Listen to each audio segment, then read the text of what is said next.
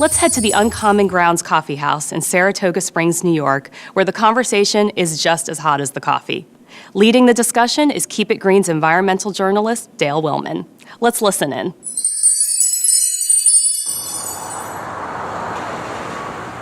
So, development aid. International lending organizations like the World Bank, the International Monetary Fund, lend billions of dollars a year to poor countries. But along with that money, there are a lot of strings attached. So I guess the question is this money good or bad for these countries? Well, you're right that it does come with a lot of strings attached, and usually that's in the form of what they call a structural adjustment program, which basically means that these countries have to exercise more what they call fiscal discipline, which basically means cutting things like social services, healthcare, education, the kind of things that tend to help their impoverished populations survive. And so people who are already living on a very close to the margins of existence are often pushed into even more extreme poverty by the conditions that the governments are forced to adopt to get this money. But you have to really consider the fact that those adjustments were actually necessary. They needed those adjustments. I need to try and understand this better. So they're getting these loans, and there are strings attached. They're essentially saying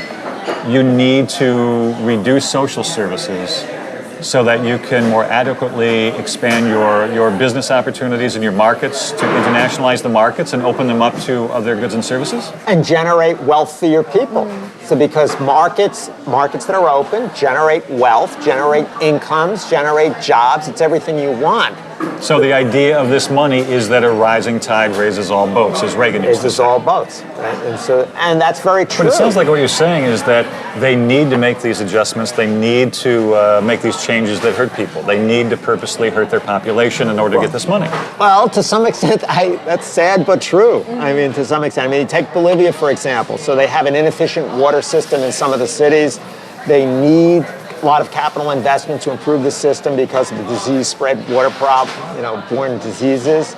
They have all these sorts of problems. So the World Bank helps them privatize their water industry, helps them find outside investors to take control, to make it more efficient, to provide better sources. So it drives up the prices, and some people can't afford the water. What about, Tom, the criticism that essentially the IMF and the WTO and other mechanisms that are lending or giving money, usually lending and at very high rates of interest actually, are already on a colonialist level? We are responsible. The Western world's responsible for many of the economic issues these third world countries have in the first place.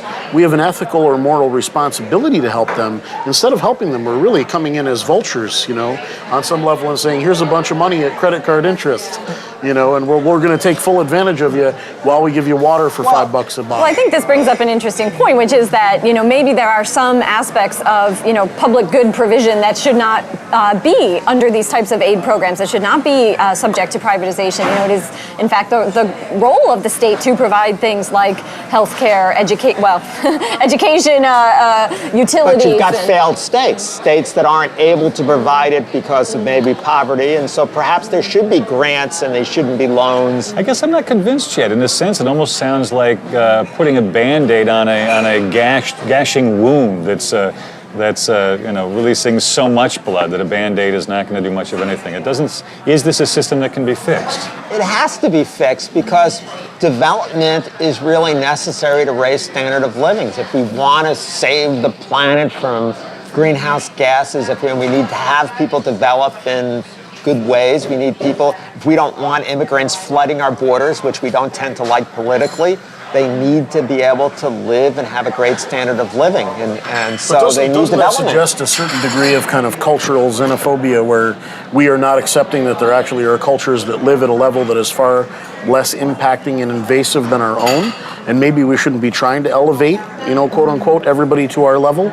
Maybe we should be learning from other cultures and trying to live at a lower impact level.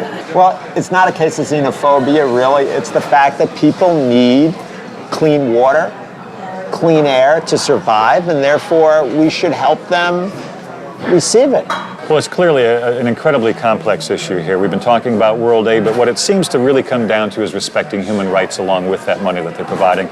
I'm not convinced that we've found a clear path to do that, but I really appreciate the conversation. Thanks, y'all, for coming down. Thank you. Thank you. Pleasure.